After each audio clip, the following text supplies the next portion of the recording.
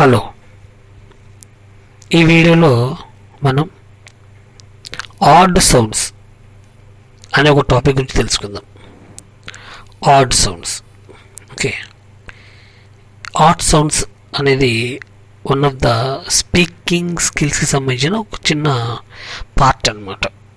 అంటే సౌండ్స్, ఇంగ్లీష్లోని సౌండ్స్ని తెలుసుకోవడంలో హెల్ప్ చేస్తాయి. ఇది మనం తెలుసుకున్న సౌండ్స్ని గుర్తించడంలో హెల్ప్ చేస్తాయి. ఆడ్ సౌండ్స్ అంటారు అనమాట. ఓకేనా, ఆడ్ అంటే డిఫరెంట్గా ఉన్న అని అర్థం. సౌండ్ అంటే సౌండ్స్. ఎందులో సౌండ్స్? భాషలో సౌండ్స్. భాషలో అంటే ప్రొనౌన్సియేషన్లో. ఓకేనా, ప్రొనౌన్సియేషన్లో సౌండ్స్. ప్రొనౌన్సియేషన్ సౌండ్స్ అనుకుంటే డిఫరెంట్గా ప్రొనౌన్స్ అయ్యేది ఆడ్ సౌండ్. ఓకేనా, ఇంగ్లీష్ అనేది ఎలా ఉంటుందంటే, మనకి ఇంగ్లీష్లో వీ హ్యావ్ 26 లెటర్స్, 26 అక్షరాలు ఉన్నాయి. ఈ 26 అక్షరాలు కూడా డిఫరెంట్ టైంలో డిఫరెంట్ వర్డ్స్లో డిఫరెంట్గా పలుకుతూ ఉంటాయి. ఫర్ ఎగ్జాంపుల్ లెటర్ సి తీసుకుందాం, మూడో లెటర్ తీసుకుందాం. లెటర్ సిని మనం ఒక్కొక్కసారి సా అనే సౌండ్ కోసం వాడుకుంటుంటాం. సా అనే సౌండ్ కోసం వాడతాం అన్నమాట. జస్ట్ లైక్ సెల్ ఫోన్లో సిఎల్ఎల్, సెల్లో సి రాస్తాం, సెల్ఫ్, సా అనే సౌండ్ కోసం. ఇదే సి అనే లెటర్ని ఒక్కొక్కసారి మనం క కోసం వాడతాము, క అనే సౌండ్ కోసం. Just like CR, car. ఇక్కడ సి కార్ లాగా పలుకుతున్నాము, ఇంకో చోట ఇంకోలా పలుకుతున్నాం.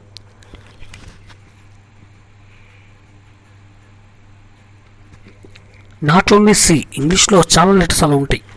అంటే సౌండ్స్ ఎక్కువను అక్షరాలు తక్కువ ఉండడం వల్ల ఒకే సౌండ్ని అనేక అక్షరాల రూపంలోను, అనేక సౌండ్స్ని ఒకే అక్షరం రూపంలో చెప్తూ ఉంటారు అనమాట. ఇంగ్లీష్లో ఉండే ఒక గమ్మత్తైన విషయం అది. సో సౌండ్స్ ఎక్కువ ఉన్నాయి, 44 సౌండ్స్ ఉన్నాయి, లెటర్స్ తక్కువ ఉన్నాయి. అందుకని ఒక వర్డ్లో ఒక లెటర్ని ఎలా ప్రొనౌన్స్ చేసామో ఇంకొక వర్డ్లో అదే లెటర్ని అలా ప్రొనౌన్స్ అవ్వదు. ఫర్ ఎగ్జాంపుల్ పియూటి, పుట్ కదా. పుట్లో యూని మనము ఊ అని పలుకుతున్నాము, పుట్ ఉకారంతో పలుకుతున్నాము, కొమ్ము. అదే యూని మనం బియూటీలో, పియూటి పుట్ అని పలుకుతున్నాము, బియూటీని మాత్రం బట్ అని పలుకుతాం అనమాట. ఇక్కడ అకారం పలుకుతాం, ఆ తలకట్టులాగా పలుకుతాం. So difference. యూని మనం రెండు రకాలుగా పలికాము. వీటి మీద బేస్ చేసుకొని మనకి క్వశ్చన్స్ ఉంటాయి. ఇవి ఇంటర్మీడియట్, డిగ్రీ అండ్ స్కూల్ లెవెల్లో కూడా ఉండొచ్చు బహుశా. ఇక్కడ మనకి కాన్సెప్ట్ ఏమి ఇస్తాడు ఆడ్ సౌండ్స్ అంటే, ఈ సెట్ ఆఫ్ వర్డ్స్ ఇస్తాడు. కొన్ని వర్డ్స్ కలిపి ఒక సెట్గా ఇస్తాడు. అది 3 వర్డ్స్ కావచ్చు, 4 వర్డ్స్ కావచ్చు, 3 లేదా 4 వర్డ్స్ ఉంటాయి అన్నమాట. అంటే ఒక సెట్లో 3 వర్డ్స్ లేదా 4 వర్డ్స్ ఉంటాయి. ఈ 3 లేదా 4 వర్డ్స్లో ఏదో ఒక లెటర్ని అండర్లైన్ చేస్తాడు, ఏదో ఒక లెటర్ని. వాళ్ళ ఇష్టం. ఓకే, ఒక్కొక్క వర్డ్లో ఒక్కొక్క లెటర్ని అండర్లైన్ చేస్తాడు. ఫర్ ఎగ్జాంపుల్ గేట్ అనుకోండి, G A T gate, G U M gum, G E L gel. 3 words ఉన్న ఒక సెట్ అనుకుందాం. ఈ 3 వర్డ్స్లో గేట్లో జీ ఉంది, గమ్లో జీ ఉంది, అండ్ జెల్లో జీ ఉంది. జీని అండర్లైన్ చేస్తాడు. ఇప్పుడు మనం చేయాల్సింది ఏంటంటే, గేట్లో ఉన్న జీని మనం ఎలా ప్రొనౌన్స్ చేస్తున్నాము, గమ్లో ఉన్న జీని ఎలా ప్రొనౌన్స్ చేస్తున్నాము, అండ్ జెల్లో ఉన్న జీని ఎలా ప్రొనౌన్స్ చేస్తున్నాము.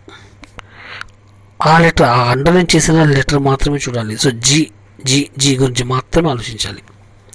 సో గేట్లో ఉన్న జీని మనం గా గుణింతంలో ప్రొనౌన్స్ చేస్తున్నాము. గేట్ గా కదా, గా గుణింతంలో పలుకుతున్నాం. గమ్లో ఉన్న జీని కూడా మనం గా గుణింతంలోనే పలుకుతున్నాము. బట్ జెల్లో ఉన్న సౌండ్ని, జెల్ అనే వర్డ్లో ఉన్న జీ లెటర్ని మాత్రం మనం జా గుణింతంలో పలుకుతున్నాము. సో ఫస్ట్ వర్డ్లోనేమో గా గుణింతం, సెకండ్ వర్డ్లో గా గుణింతం, థర్డ్ వర్డ్లో జా గుణింతం. సో మనం ఫైండ్ అవుట్ చేయాల్సింది ఏంటంటే ఆడ్ సౌండ్ అంటే డిఫరెంట్ సౌండ్ ఏ వర్డ్లో ఉందో. అంటే దేన్ని బేస్ చేసుకుంటాం అంటే అండర్లైన్ చేసిన లెటర్ని బేస్ చేసుకోవాలి. సో గ గ జ డిఫరెంట్ ఎక్కడ ఉంది? జెల్లో ఉంది. అంటే ఆడ్ సౌండ్ ఎక్కడ ఉంది? జెల్లో ఉంది. ఓకే, సో అలా మనం ఆడ్ సౌండ్ ఉన్న వర్డ్ని ఆన్సర్గా రాస్తాము, జెల్ అని రాస్తాము. కొన్ని స్కూల్స్లో కొన్ని క్లాసెస్లో సేమ్ ఉన్న సౌండ్స్ రాయండి అని అడుగుతారు. అప్పుడు ఆడ్ది రాయకూడదు, సేమ్ వర్డ్స్ రాయాలి. ఇప్పుడు గేట్ గమ్ జెల్లో సేమ్ సౌండ్స్ రాయమంటే గేట్ గమ్ రాస్తాము. కానీ ఆడ్ సౌండ్ రాయండి జెల్ రాయాలి. Gel is answer.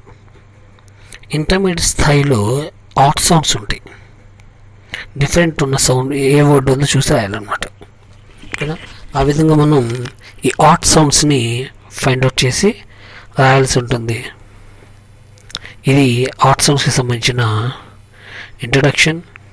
మనం నెక్స్ట్ వీడియోలో ఆడ్ సౌండ్స్కి సంబంధించిన కొన్ని ఎక్సర్సైజ్ చేద్దాం, మీకు ఇంకొంచెం క్లారిటీ వస్తుంది. మళ్ళీ ఆ వీడియో చేసే వరకు please keep watching my videos. Next వీడియోలో మళ్ళీ కలుద్దాం. అంటిల్ దెన్, జై భారత్. థ్యాంక్ యూ అండ్ జై భారత్.